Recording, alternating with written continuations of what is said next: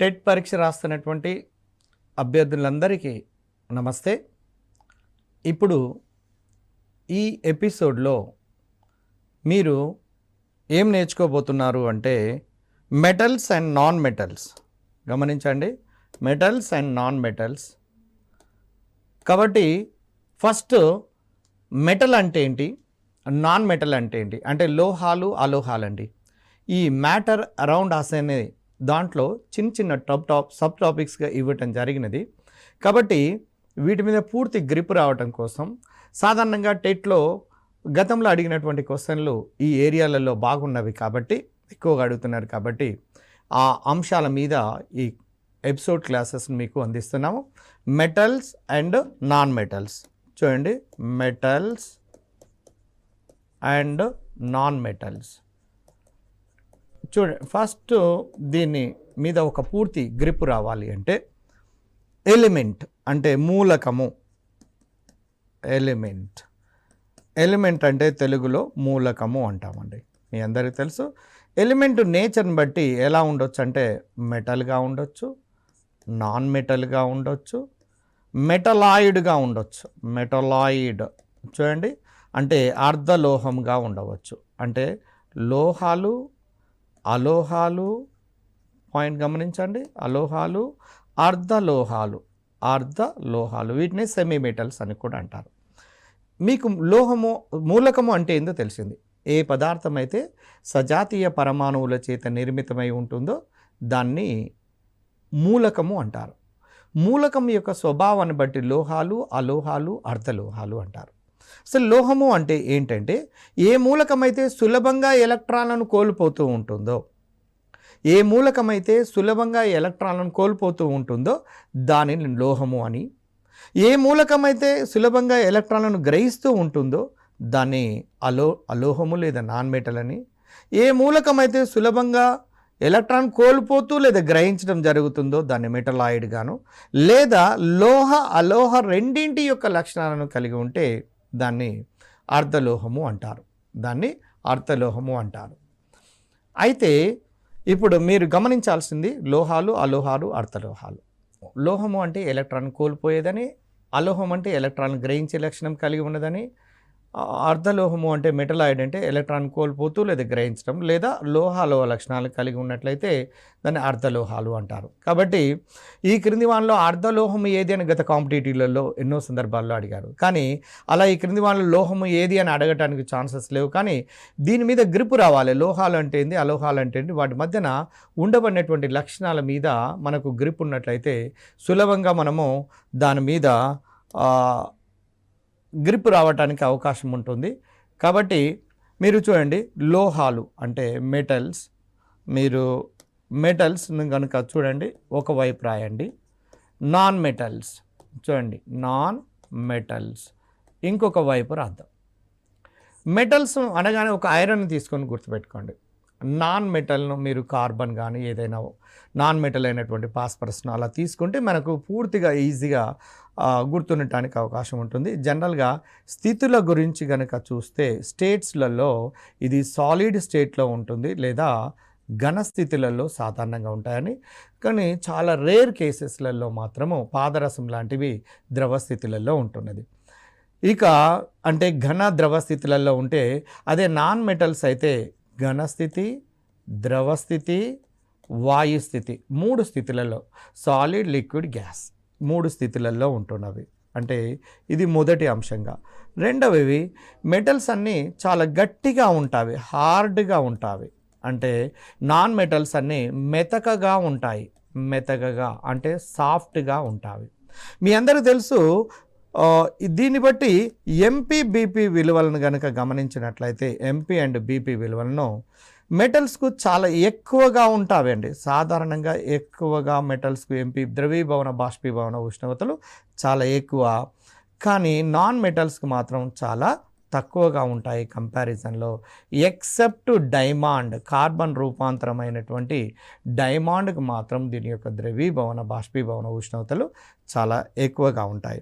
మీ అందరికీ తెలుసు, ఎలక్ట్రాన్లను కోల్పోయే లక్షణాన్ని పాయింట్ గుర్తుంచుకోండి, ఎలక్ట్రాన్లను కోల్పోయే లక్షణాన్ని ధన విద్యుదాత్మకత అంటారు. అంటే ధన విద్యుదాత్మకత లక్షణము అనేది మెటల్స్కు ఉంటే వీటికి రుణ విద్యుదాత్మకత అనే లక్షణము నాన్ మెటల్స్కు ఉంటున్నది. రుణ విద్యుదాత్మకత, ఎలక్ట్రోపాజిటివిటీ, ఎలక్ట్రోనెగటివిటీ, ఎలక్ట్రోనెగటివిటీ. అదేవిధంగా నెక్స్ట్ మీరు గమనించి చూడండి, ఇంకొక డిఫరెన్సెస్ను మనము గమనించి చూస్తే మీకు తెలిసినటువంటి ఏమైనా డిఫరెన్స్ ఉన్నా కూడా మీరు అబ్జర్వ్ చేసి చెప్పొచ్చు. ఇక్కడ సోనోరస్ చూడండి, సోనోరస్ అంటే ఏదైనా ఒక మెటల్ని కనుక ఒక ఫ్లోర్ మీద వేసినప్పుడు శబ్దాన్ని కనుక వచ్చినట్లయితే దాన్ని సోనోరిటీ అనే ప్రాపర్టీ ఉన్నట్టుగా మనము దీన్ని సోనోరస్ అనే ప్రాపర్టీని ఉన్నది. ఇది నాన్ సోనోరస్ అంటే ఇది శబ్దాన్ని ఇవ్వకుండా పప్ అనే ఒక రకమైనటువంటి భిన్నమైనటువంటి శబ్దాన్ని ఇస్తున్నది. కాబట్టి ఇవి నాన్ సోనోరస్, ఇవి సోనోరస్ అయితే ఇవి నాన్ సోనోరస్. ఇక తర్వాత పరమాణుకత చూడండి,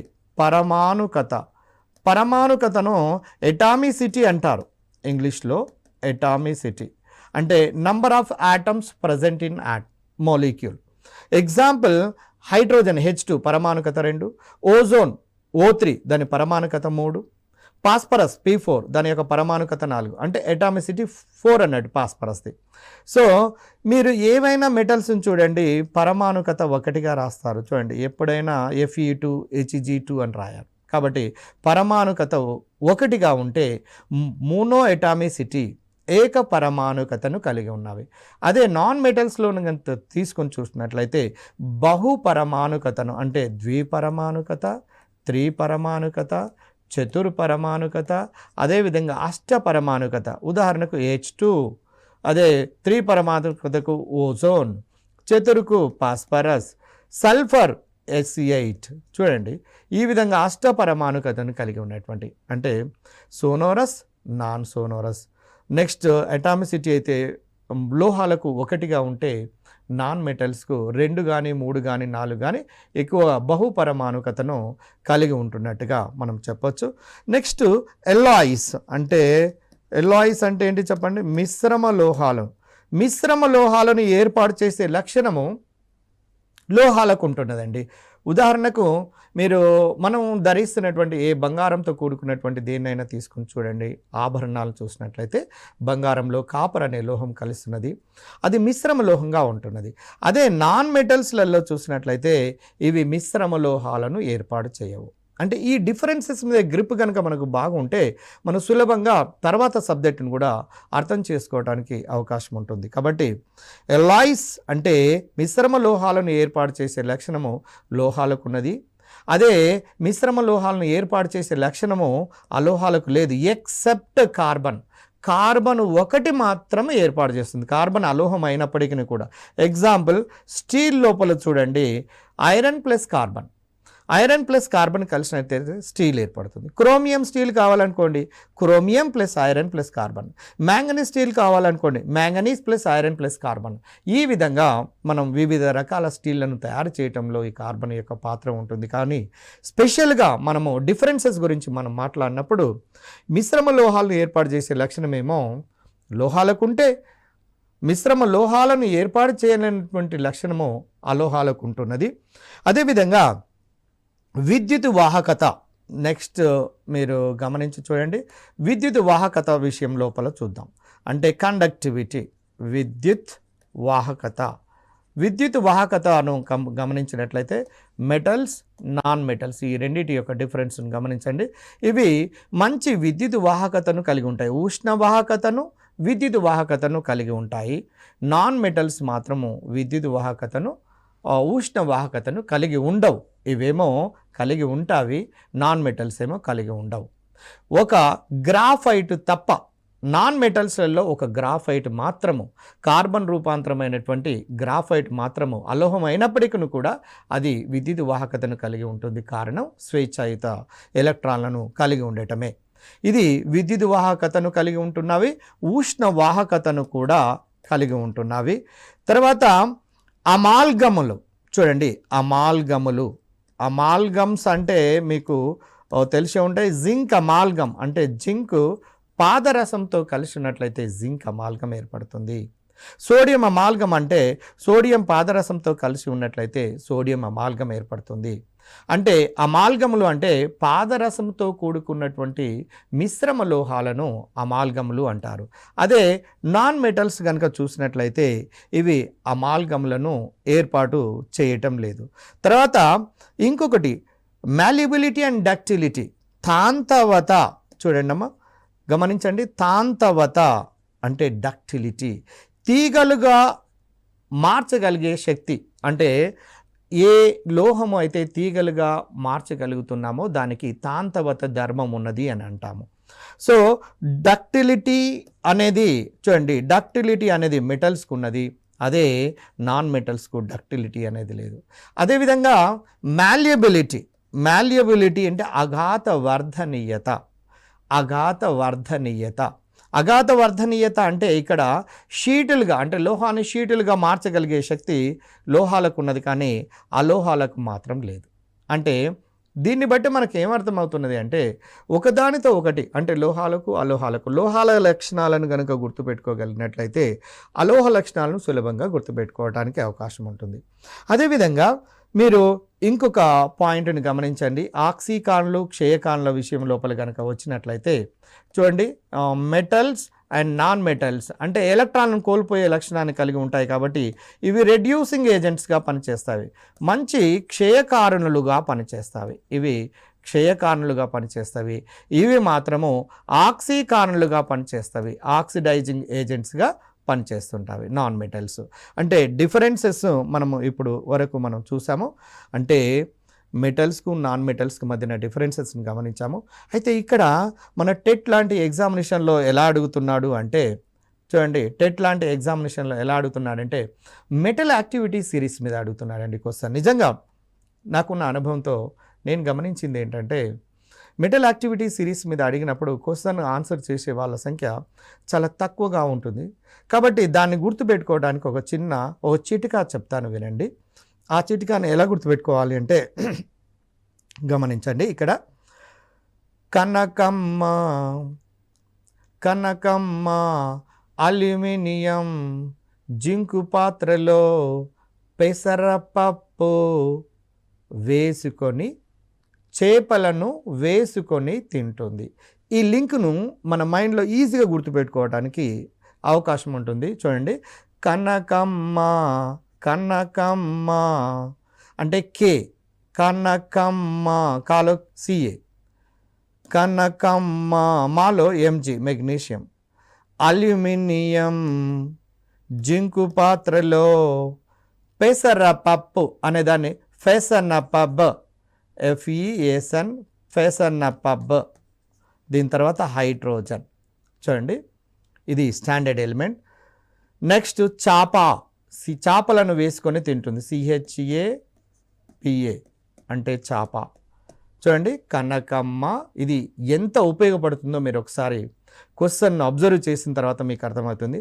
కనకమ్మ, కనకమ్మ అల్యూమినియం జింకు పాత్రలో పెసరపప్పు అంటే పెసనపబ్, FESNPB ఇంతవరకు గుర్తుంటుంది. Hydrogen standard element.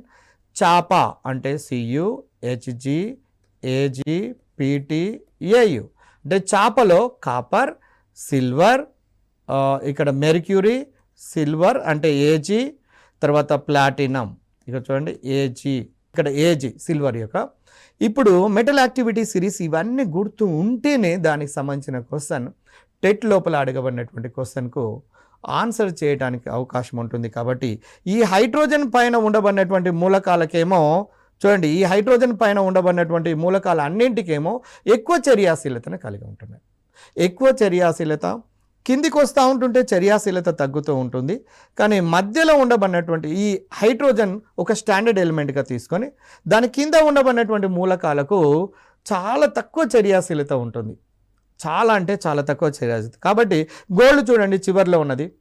అంటే నోబెల్ మెటల్స్ అంటారు. అంటే చర్యాశీలత లేనటువంటి మెటల్స్ను ఏమంటారంటే నోబెల్ మెటల్స్ అంటారు. గోల్డ్, అందువలనే గోల్డ్ యొక్క షైనింగ్ ఎంతకాలం ఉన్నా కూడా ఎందుకు పోవటం లేదంటే దీని యొక్క రియాక్టివిటీ చాలా తక్కువగా ఉంటుంది కాబట్టి పోవటం లేదు. కాబట్టి ఇలా కూడా క్వశ్చన్ ఫ్రేమ్ చేసే అవకాశం ఉంది. ఈ క్రింది వాళ్ళలో అత్యధిక చర్యాశీలత కలిగిన లోహం ఏది అన్నప్పుడు ఈ టెక్నిక్ ద్వారా గుర్తుపెట్టుకోవచ్చు. చూడండి మళ్ళీ ఒకసారి, కనకమ్మ, కనకమ్మ, అల్యూమినియం, జింకు పాత్రలో పెసరపప్పు చేపలను CHAPA చేపలను వేసుకొని తింటుంది అనేది గుర్తుపెట్టుకొని దీని ద్వారా ఏ క్వశ్చన్ అయినా మనం అటెంప్ట్ చేయడానికి అవకాశం ఉంటుంది. మీరు ఒక చిన్న ఎగ్జాంపుల్ చూడండి. ఉదాహరణకు మీరు జింక్ అండ్ కాపర్ను తీసుకుందాం. జింక్ అండ్ కాపర్ ఏమో ఎక్కడ ఉన్నది అంటే కింద ఉన్నది. కింద ఈ సిరీస్లో పైనుంచి కిందికి వస్తుంటే చర్యాశీలత తగ్గుతూ వస్తుంది. అంటే ఇక్కడ ఇంకా తగ్గుతుంది. అతి తక్కువ చర్యాశీలత కలిగింది AU అయితే అత్యధిక చర్యాశీలత కలిగింది పొటాషియం ఈ యాక్టివిటీ సిరీస్ ప్రకారం. కాబట్టి ఈ లింక్ ద్వారా మనం గుర్తుపెట్టుకొని క్వశ్చన్స్ ఎలా అడుగుతున్నాడు అంటే ఈ క్రింది వానిలో సత్యవాక్యం ఏది అంటున్నాడు. చూడండి, ఈ క్రింది వానిలో సత్యవాక్యం ఏది. ఇప్పుడు ఉదాహరణకు కాపర్ సల్ఫేట్, ఒక చిన్న ఎగ్జాంపుల్ గతంలో అడిగిన దాన్ని చూపిస్తా. చూడండి, కాపర్ సల్ఫేట్, జింక్ ఉన్నది చూడండి ఇక్కడ, ఈ రెండింటితో రియాక్ట్ అవుతున్నది అనుకోండి. ఇప్పుడు కాపర్ యొక్క రియాక్టివిటీ ఈ మెటల్ యాక్టివిటీ సిరీస్ ప్రకారము జింక్ ఏమో పైన ఉన్నది, కాపర్ ఏమో కింద ఉన్నది. జింక్ పైన ఉన్నది, కాపర్ కింద ఉన్నది. కాబట్టి తక్కువ చర్యాశీలతను కలిగి ఉన్నది కాబట్టి కాపర్. ఇప్పుడు జింక్ అనేది దీన్ని బదిలీ చెందించగలుగుతున్నది. దేన్ని బదిలీ చెందిస్తుంది అంటే మీరు ఒక్కసారి ఇక్కడ కన్ఫ్యూజన్ లేకుండా చూడండి. దేన్ని బదిలీ చెందిస్తుంది అంటే జింక్ అనేది కాపర్ సల్ఫేట్ను బదిలీ చెందించి ఏం ఏర్పడుతుందంటే జింక్ సల్ఫేట్గా మారుతుంది, ప్లస్ కాపర్ బయటకు వస్తుంది. అంటే జింకును స్థానభ్రంశము చెందించగలిగే శక్తి జింకుకు ఉన్నది. కాపర్ సల్ఫేట్లో ఉన్నబడిన కాపర్ను జింక్ అనేది డిస్ప్లేస్మెంట్ చేయగలుగుతున్నది కాబట్టి జింక్ సల్ఫేట్గా మారుతుంది. అంటే ఈ చర్య జరుగుతున్నది. అంటే కాపర్ సల్ఫేట్ జింక్తో చర్య జరిగినప్పుడు జింక్ సల్ఫేట్గా మారి కాపర్ బయటికి విడుదలవుతుంది. అంటే దీన్ని బట్టి స్థానభ్రంశము చెందించగలుగుతుంది జింక్ అనేది. ఒకవేళ దీన్ని రివర్స్ లోపల కనుక తీసుకొని చూడండి, దీన్ని రివర్స్లో కనుక తీసుకొని చూస్తే ఒక్కసారి ఎలా ఇస్తున్నాడు అంటే జింక్ సల్ఫేట్, ఈ పాయింట్ గమనించండి, చూడండి, మీకే ఇప్పుడే అర్థమైపోతుంది. జింక్ సల్ఫేట్ కాపర్తోని ఇక్కడ చర్య జరుగుతుందా అనేది కనుక గమనిస్తే ఇక్కడ చూడండి, ఈ చర్య జరుగుతుందా అనేది గమనించి చూసినట్లయితే ఈ చర్య జరగటం లేదు. ఎందుకు జరగటం లేదు అంటే కాపర్ యొక్క చర్యాశీలత చాలా తక్కువ కాబట్టి జింకును డిస్ప్లేస్ చేయగలిగే శక్తి అంటే స్థానభ్రంశం చేయించగలిగే శక్తి కాపర్కు లేదు. కాబట్టి no reaction between the zinc sulphate and copper. ఈ విధంగా చర్యలు జరుగుతాయా జరగవా అనేది మనం గుర్తుపట్టడానికి అవకాశం ఉంటుంది. అంటే ఎక్కువ చర్యాశీలత కలిగినటువంటి మూలకము ఏదైనా సమ్మేళన రూపం లోపల వేరే పదార్థం కనుక ఉంటే అది డిస్ప్లేస్ చేయగలుగుతుంది. కాబట్టి దీన్ని ఆధారంగా చేసుకొని ఒక రసాయనిక చర్య ఇక్కడ జరుగుతుందా జరగటం లేదా అనేది తెలుసుకోవచ్చు. కాబట్టి గతంలో 2 టెట్ ఎగ్జామినేషన్లలో నేను గమనించి చూశాను. ఈ మెటల్ యాక్టివిటీ సిరీస్ మీద క్వశ్చన్ అడిగితే ఆన్సర్ చేయలేనటువంటి పరిస్థితిలో కనపడుతున్నది. కాబట్టి ఇప్పుడు దీన్ని గనక గుర్తుంచుకున్నట్లయితే, ఈ చిన్న టెక్నిక్ని గనక గుర్తుంచుకున్నట్లయితే మనం సులభంగా ఆన్సర్ చేయడానికి అవకాశం ఉంటుంది. ఆ టెక్నిక్ ఒకసారి గుర్తుపెట్టుకోండి. ఒక చిన్న పాట రూపంలో కనకమ్మ అల్యూమినియం జింకు పాత్రలో పెసరపప్పు చేపలను వేసుకొని తింటుంది అనే ఒక చిన్న లింక్ ద్వారా మనము మెల్లగా ఈ మెటల్ యాక్టివిటీ సిరీస్ అన్నిటిని గుర్తుపెట్టుకొని మనం దానికి సంబంధించినటువంటి ఈ క్రింది వానిలో సత్యవాక్యము ఏది అంటాడు. ఈ క్రింది వానిలో సత్యవాక్యం ఏది? ఉదాహరణకు చూడండి, కాపర్ సల్ఫేట్ జింకు, కాపర్ సల్ఫేట్లోని కాపర్ను జింకు స్థానభ్రంశం చెందించగలుగుతుంది, సత్యవాక్యమే. ఒకవేళ దీనికి రివర్స్గా ఇచ్చింది అనుకోండి, రివర్స్గా ఇచ్చినప్పుడు జింక్ సల్ఫేట్ కాపర్ను ఈ విధంగా క్వశ్చన్ కనుక ఇచ్చినట్లయితే కాపర్ అనేది జింక్ సల్ఫేట్ను డిస్ప్లేస్ చేయలేకపోతుంది. కారణం కాపర్ యొక్క యాక్టివిటీ అనేది జింక్ను డిస్ప్లేస్ చేయగలిగే శక్తి దీని లోపలికి లేదు కాబట్టి, అంత యాక్టివిటీ లేదు కాబట్టి ఈ చర్య జరగటం లేదు. ఏ చర్య జరుగుతుంది, ఏ చర్య జరగటం లేదు అనేది నీకు తెలిసినట్లయితే ఈ క్రింది వాళ్ళలో సత్యవాక్యం ఏది అనే దానికి సులభంగా ఆన్సర్ చేయడానికి అవకాశం ఉంటుంది. కాబట్టి ఈ విధంగా మనము మెటల్స్ అండ్ నాన్ మెటల్స్ను ఈజీగా మీరు గమనించండి. వాటి మధ్యన డిఫరెన్సెస్ను కనుక చూడండి, ఆ డిఫరెన్సెస్ను గుర్తుపెట్టుకొని దీనికి సంబంధించినటువంటి మెటల్ యాక్టివిటీ సిరీస్ కనుక గుర్తుపెట్టుకున్నట్లయితే దాని మీద ఎలాంటి క్వశ్చన్ వచ్చినా కూడా మనం సులభంగా ఆన్సర్ చేయడానికి అవకాశం ఉంటుంది. కాబట్టి మీరు మెటల్స్ అండ్ నాన్ మెటల్స్ మీరు మళ్ళొకసారి గుర్తు చేయండి. ఇవి పాజిటివ్ ఆక్సిడేషన్ నెంబర్ని కలిగి ఉంటాయి, జనరల్గా ఇవి నెగటివ్. ఇవి మోనో అటామిసిటీని కలిగి ఉంటే ఇవి పాలీ అటామిసిటీని కలిగి ఉంటాయి. ఇవి ఎలాయిస్ అంటే మిశ్రమ లోహాలను ఇవి ఏర్పాటు చేస్తే ఇవి మిశ్రమ లోహాలను ఏర్పాటు చేయవు అనే విషయము. తర్వాత ఇవి సాలిడ్ అండ్ లిక్విడ్ స్టేట్లలో ఉంటే ఇవి సాలిడ్, లిక్విడ్, గ్యాసియస్ స్టేట్లలో ఉంటున్నవి. అదేవిధంగా ఇవి కండక్టివిటీను అంటే విద్యుత్ వాహకత, ఉష్ణ వాహకతను ఇవి కలిగి ఉంటే ఇవి కలిగి ఉండవు. ఈ విధంగా ఈ సుమారుగా 12 నుంచి 13 దాకా డిఫరెన్సెస్ ఉన్నాయండి. ఈ డిఫరెన్సెస్ని కనుక మనం గుర్తుపెట్టుకున్నట్లయితే ఈ క్రింది వాళ్ళలో మెటల్ యాక్టివిటీ సిరీస్లలో ఏది ఎక్కువ చర్యాశీలత ఉన్నది అని అడిగినా కూడా సులభంగా ఆన్సర్ చేయొచ్చు. తక్కువ చర్యాశీలత ఉన్నది అని అడిగినా కూడా ఆన్సర్ చేయొచ్చు. లోహాలకు అలోహాలకు మధ్యన డిఫరెన్సెస్ అడిగినా కూడా మనం ఆన్సర్ చేయడానికి అవకాశం ఉంటుంది. కాబట్టి ఈ మ్యాటర్ అరౌండ్ అస్ అనే యూనిట్లో మెటల్స్ అండ్ నాన్ మెటల్స్ అనే టాపిక్లో ఎలాంటి క్వశ్చన్ వచ్చినా కూడా ఈ బేస్ కనుక ఉన్నట్లయితే మనం సులభంగా ఆన్సర్ చేయడానికి అవకాశము ఉంటుంది. అయితే ఇక్కడ లోహము అలోహము అనే దానికంటే ముందు మీరు గుర్తుపెట్టుకోవాల్సింది ముందుగానే మీకు గుర్తు చేశాను. ఇక్కడ ఎలిమెంట్ అంటే మూలకము స్వభావాన్ని బట్టి ఎన్ని భాగాలుగా ఉంటుంది చెప్పండి. లోహము, అలోహము, అర్ధలోహము. ఎలక్ట్రాన్లను కోల్పోయేది లోహం అయితే, ఎలక్ట్రాన్లను గ్రహించేది అలోహం అయితే, ఎలక్ట్రాన్లను కోల్పోతూ గ్రహించేది అర్ధలోహము, లేదా లోహ అలోహ లక్షణాలను కలిగి ఉండేది అర్ధలోహము. మీ అందరికీ తెలుసు ఆవర్తన పట్టిక లోపల ఎక్కువ శాతం ఏ మూలకంలో నిండి ఉన్నది? లోహాలు, అలోహాలు, అర్ధలోహాలు, కృత్రిమ లోహాలు అని అంటే మీ అందరికీ తెలుసు ఎక్కువ శాతము లోహాలతోనే నిండి ఉన్నది. అదేవిధంగా ఇప్పుడు ఈ విధంగా కూడా క్వశ్చన్ అడగచ్చు. అంటే ఫస్ట్ ఏ గ్రూప్ లోపల ఉండబడినటువంటి అలోహం ఏంటి అంటే హైడ్రోజన్ మాత్రం ఫస్ట్ ఏ గ్రూప్ లోపల అలోహంగా ఉంటుంది. మిగిలినటువంటి lithium, sodium, potassium, rubidium, caesium, francium ఇవన్నీ కూడా లోహాలే. సెకండ్ ఏ గ్రూప్ లోపల కూడా ఉండబడినవన్నీ కూడా లోహాలే. అంటే ఫస్ట్ ఏ, సెకండ్ ఏ ఈ రెండు గ్రూపులను ఎస్ బ్లాక్ మూలకాలుగా మనం భావిస్తాము. మీ అందరూ తెలుసు డి బ్లాక్ లోపల కూడా పూర్తిగా లోహాలే ఉన్నవి. ఒక ఏ బ్లాక్ లోపల కూడా పూర్తిగా లోహాలే ఉన్నవి. ఒక పి బ్లాక్ లోపల మాత్రము లోహాలు, అలోహాలు, అర్ధలోహాలు ఉన్నవి. కాబట్టి పి బ్లాక్ లోపల ఉండబడిన మూలకాలు ఏవి అంటే లోహాలు, అలోహాలు, అర్ధలోహాలు, పైవన్యు అని అడిగితే ఆన్సర్ పైవన్యు. అదే డి బ్లాక్ లోపల ఉండబడినటువంటివి ఏంటివి? లోహాలు, అలోహాలు, అర్ధలోహాలు అంటే దానికి ఆన్సర్ లోహాలు అని. ఆ విధంగా మనము ఎలాంటి తరహా క్వశ్చన్ అడిగినా ఆన్సర్ చేయడానికి అవకాశం ఉంటుంది అండి. డియర్ ఫ్రెండ్స్, మీరు ఒకసారి గమనించండి. ప్రీవియస్ క్వశ్చన్లను కనుక చూసినట్లయితే ఎలా ఒక్కసారి టెట్ లోపల అడిగాడో ఒక క్వశ్చన్ ఉదాహరణగా తీసుకొని మనము గమనించడానికి ప్రయత్నం చేద్దాము. అలోహపు ఆక్సైడులకు ఉండబడినటువంటి స్వభావము.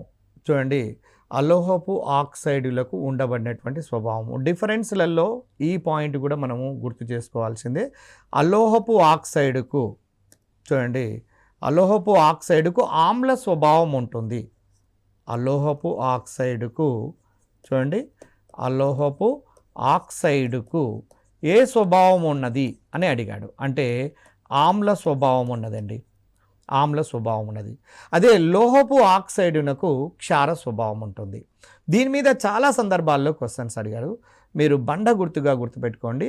అలోహపు అనే పదం ద్వారా అలోహపు ఆక్సైడ్స్కు ఆమ్ల స్వభావం ఉంటే, అంటే నాన్ మెటాలిక్ ఆక్సైడ్స్కు ఎసిడిక్ నేచర్ ఉంటే, మెటాలిక్ ఆక్సైడ్స్కు బేసిక్ నేచర్ ఉంటుంది. దీన్ని ఒక చిన్న ఎలా గుర్తుపెట్టుకోవాలనో చూపిస్తాను చూడండి. ఇప్పుడు ఉదాహరణకు కాల్షియం ఆక్సైడ్ ఉంది. ఇది ఆమ్ల స్వభావమా, క్షారమా, తటస్థమా ఇలా అడుగుతున్నాడండి. దానికి మనం ఆన్సర్ ఎలా చేసుకోవాలంటే కాల్షియం అనేది లోహమా అలోహమా మనం గుర్తుపట్టాలి. ఇది సెకండ్ ఏ గ్రూప్. ఎందుకంటే మొదట్లోనే మంత్రాస్ ఇన్ కెమిస్ట్రీ అనే ఒక టాపిక్లో సీక్రెట్స్ ఇన్ కెమిస్ట్రీ అనే టాపిక్ ద్వారా మీకు క్లియర్గా చెప్పడం జరిగింది. ఈ ఫస్ట్ ఇయర్ నుంచి 8th ఇయర్ గ్రూప్ మూలకాలు గుర్తుంటుకుంటే దీనివల్ల లాభం ఈ విధంగా ఉంటుంది. చూడండి, కాల్షియం అనేది లోహం. కాల్షియం యొక్క ఆక్సైడ్ లోహపు ఆక్సైడ్. లోహపు ఆక్సైడ్కి ఏ స్వభావం ఉంటుంది అంటే క్షార స్వభావం ఉంటుంది.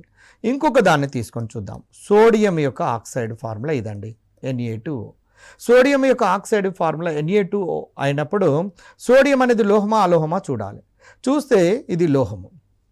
కాబట్టి లోహం యొక్క ఆక్సైడ్కి ఏ స్వభావం ఉంటుంది అంటే క్షార స్వభావం ఉంటుంది, అంటే బేసిక్ నేచర్. ఇది కూడా బేసిక్ నేచరే.